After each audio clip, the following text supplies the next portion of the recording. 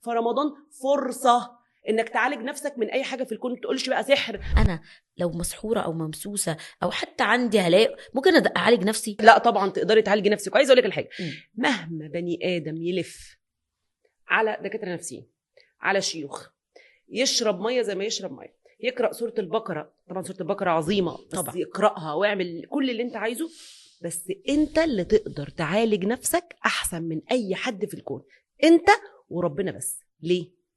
لان احنا اتفقنا في الحلقه اللي فاتت ان فكره السحر جايه منين؟ جايه من الشيطان. بيعمل ايه؟ ده يديكي فكره، الوسوسه 3 4 اغواء، وسوسه، عارفه انت مسميات كتير قوي لحد ما يبقى الشيطان ده لازق فيكي كده. هم بيصوروه قرين ولا حاجه، قرين يعني هو قاعد، يعني قاعد يديكي فكره. طب مش قاعد كلمة تشوفيه. الشيطان يجري من ابن ادم مجرى الدم دي علشان هو موجود، الشيطان موجود اساسي. يعني في ناس دلوقتي مقتنع ان الشيطان ده مش موجود. هو فعلا في شيطان، والشيطان ده عدو وربنا سبحانه وتعالى حذرنا منه، وفي ايات كتير جدا جدا موجوده.